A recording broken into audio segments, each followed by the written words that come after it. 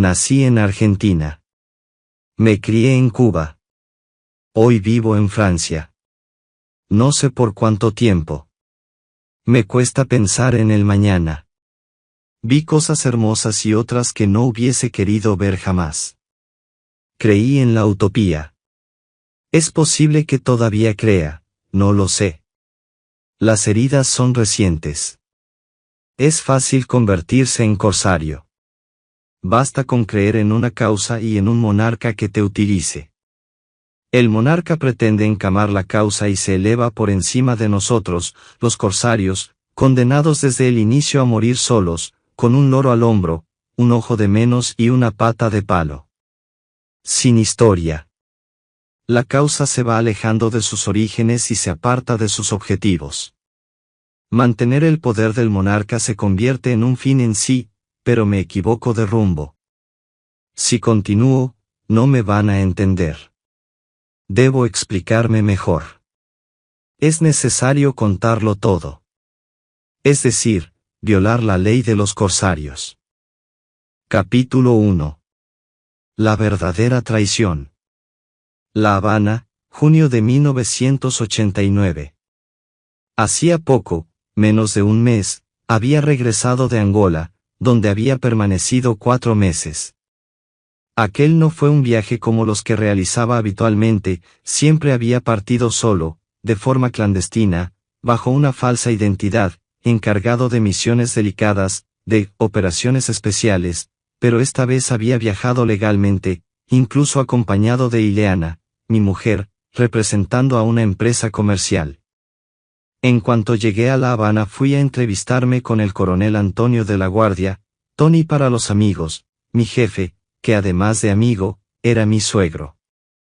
Como siempre, me recibió sonriente, diría que hasta más contento que de costumbre, y nos instalamos en el patio de su casa, bajo una hermosa enredadera que él mismo había plantado, y que era donde solíamos encontrarnos cuando teníamos que tratar de asuntos delicados.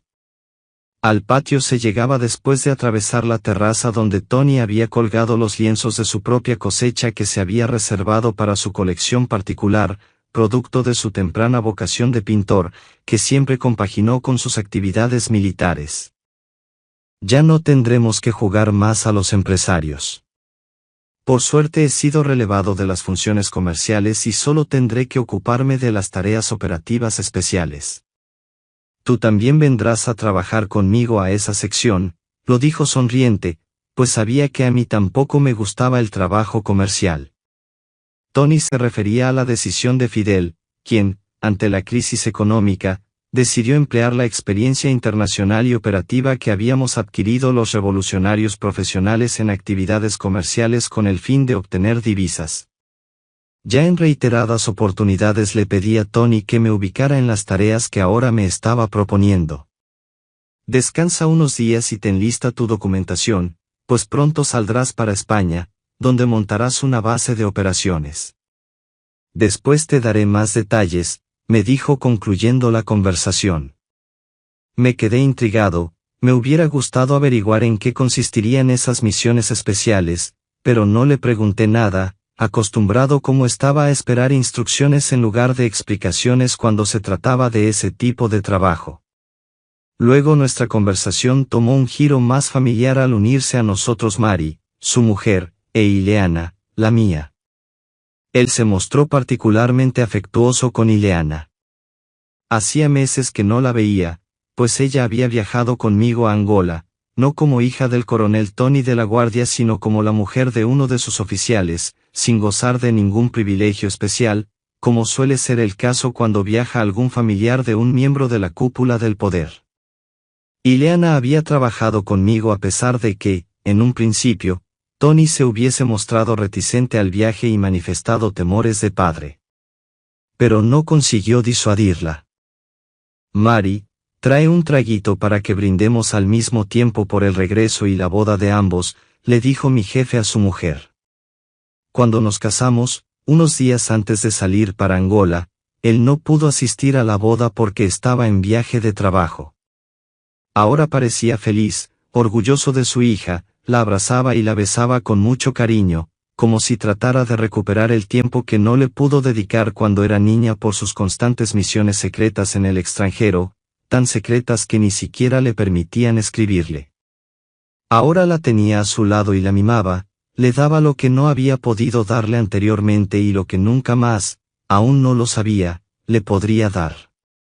Después de ese encuentro tan emotivo nos fuimos a casa de Patricio, el general Patricio de la Guardia, hermano gemelo de Tony. Con él habíamos mantenido más contacto últimamente, era el jefe de la misión del Ministerio del Interior cubano en Angola, donde acababa de pasar 3 años, y había regresado a La Habana apenas unos días antes que nosotros. Ya hablaste con Tony, terrorista, así me llamaba cuando bromeaba. Debes de estar muy contento. Vas a poder hacer lo que te gusta, dijo golpeándome el hombro. Era su manera habitual de saludarme. Evidentemente, estaba al tanto del trabajo que desempeñaríamos.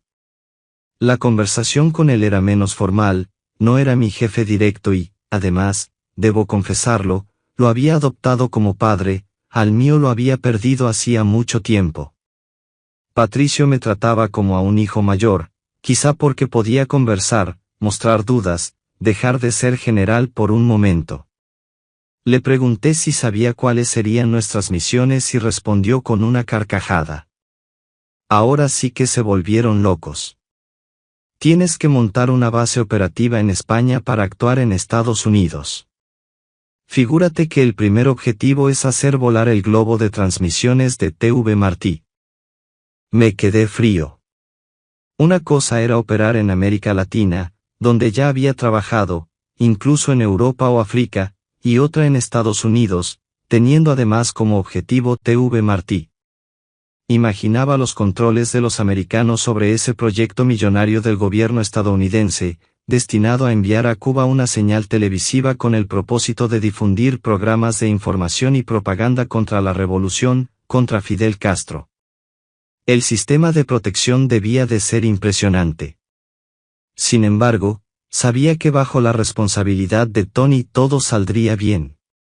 En más de una oportunidad había cumplido misiones tanto o más peligrosas que esta y siempre había regresado victorioso. Era, sin duda alguna, el hombre más cualificado para dirigir esta operación. Por otra parte, me sentí contento. Si me habían elegido era porque la revolución confiaba en mí, Tony confiaba en mí, Patricio confiaba en mí, me había ganado el derecho a participar en una misión tan delicada. Antes de despedirnos, quedamos en cenar con su mujer e Ileana. Vino a recogernos hacia las 8. Traía un bolso que yo le había prestado para su regreso de Angola. Al mismo tiempo me entregó $10,000 que Tony me enviaba para los primeros gastos cuando me instalara en España. Después de guardar el dinero nos fuimos a un restaurante, y esa noche Ileana y yo decidimos dormir donde los abuelos de ella. Los abuelos eran los padres de Tony y de Patricio, ellos eran el eje de la familia. El abuelo creía mucho en la revolución. La abuela Mimi era una señora como las de antes, seguía a su marido y buscaba lo mejor para su familia. Eludía todo tipo de discusión o polémica que perturbara el clima familiar, convirtió su casa en una isla dentro de la isla al lograr que no se politizaran las relaciones entre los miembros de la familia. A la mañana siguiente, cuando regresamos a casa, advertimos que el departamento había sido registrado, pero era extraño que los intrusos no robaran nada, incluso dejaron todo como estaba para que no quedara rastro alguno de su paso por allí. Lo que no previeron es que, por costumbre, y para no perder la práctica tantas veces aplicada en hoteles en el extranjero, yo siempre dejaba alguna señal para verificar si alguien entraba en mi ausencia. Tan solo era un hábito, casi un juego, sobre todo en Cuba, mas esta vez no cabía duda, alguien había visitado el departamento. De inmediato fui a casa de Patricio y le comenté lo sucedido. Riéndose, me contestó: terrorista, no te olvides de que estás en Cuba. ¿Quién te va a registrar aquí? No estás ni en Argentina ni en Colombia. Estás en Cuba. Este es nuestro país, nuestra retaguardia. Déjate de paranoias. Realmente, lo que decía tenía lógica. Sin embargo, estaba convencido de que habían entrado y de que no se trataba de ladrones, no faltaba nada, ni mis armas ni dinero. Intranquilos, esa misma tarde nos fuimos Ileana y yo para la playa, a la casa de una tía abuela suya. Teníamos que regresar a los 3 días para el cumpleaños de Patricio y de Tony. Hacía años que no lo festejaban con la familia, pues apenas coincidían los dos en La Habana. Se presentaba una oportunidad única de celebrarlo con sus padres e hijos, como no habían tenido ocasión de hacerlo en mucho tiempo. Durante esas cortas vacaciones, varias veces me pareció ver, en distintos lugares, un auto blanco con los mismos rostros en su interior, pero no le di mucha importancia. Quizá Patricio tenía razón y tantos años de rigor clandestino habían terminado por volverme algo paranoico, pero es cierto que en todo aquello había algo extraño, aunque, ¿de qué podía dudar? Estaba en Cuba. La última noche que pasamos en la playa, Ileana se la pasó llorando, decía que sentía que algo horrible estaba a punto de suceder. Siempre me he dejado guiar por los presentimientos propios o ajenos, así que comencé a inquietarme pensando que la operación en Estados Unidos iba a resultar mal, que tal vez mataran a alguno de nosotros en Cuba. ¿Qué podía pasar? Tendríamos que haber llegado puntuales a la hora del almuerzo, pero se nos hizo tarde. Como era martes 13 y yo soy muy supersticioso, preferí conducir despacio. Hice en 3 horas el trayecto que habitualmente recorría en 1 hora y media. Era el martes 13 de junio de 1989. Cuando llegamos a casa de los abuelos, ya estaba toda la familia y solo faltaban Tony y Patricio. Mimi estaba furiosa. ¿Cómo es posible que, después de tantos años de separación, estos muchachos me dejen con el almuerzo preparado el mismo día de su cumpleaños? Popín, el abuelo, a pesar de sus 89 años, se mostraba más paciente. Le decía que esperara, que seguramente los había retenido algún trabajo urgente. Ya eran casi las 4 de la tarde y ninguno de los gemelos había llegado. La situación era preocupante o, al menos, anormal. El mal humor de la abuela empeoraba, y yo también empecé a inquietarme. Martes 13, día funesto. Decidí ir con Ileana a casa de Patricio, que era la más cercana, para averiguar algo. Tocamos el timbre varias veces. Extrañamente, todas las ventanas estaban cerradas, lo que nos impedía mirar hacia el interior. Al rato nos abrió un mulato alto, vestido de civil, pero con inconfundible aspecto de policía. Comprendí que la situación era grave, y con tono solemne pregunté por el general, y no por Patricio, como siempre lo llamaba. En lugar de responder nos preguntó quiénes éramos. No supe qué contestar, no entendía nada. Y nos llegó la voz de la mujer de Patricio.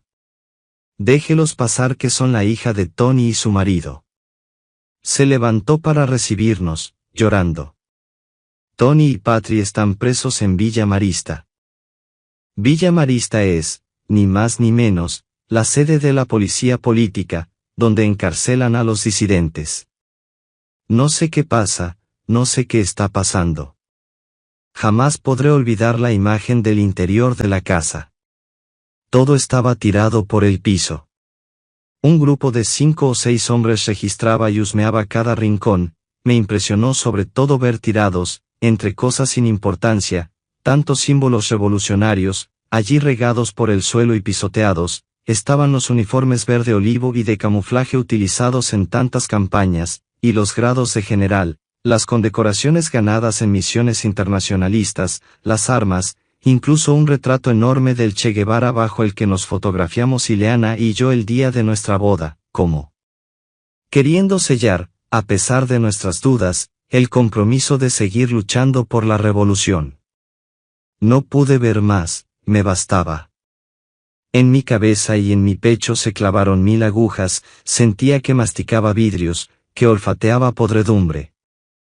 Entre los símbolos vi, por un instante, el cadáver de mi padre, el de mis compañeros, Santiago, Pedro Pacho, Belomo. Estaban todos allí, ensangrentados, pisoteados. Y, de nuevo, no sabía qué decir, o no podía, me sentía incapaz de articular palabra. Sin pensarlo, balbucí. Esto es increíble. Pero la voz del mulato me devolvió a la realidad. ¿Por qué increíble? ¿Es que tú no confías en la revolución? ¿Confianza en la revolución? Por el momento no tenía nada que responder. Pero, ¿qué es la revolución?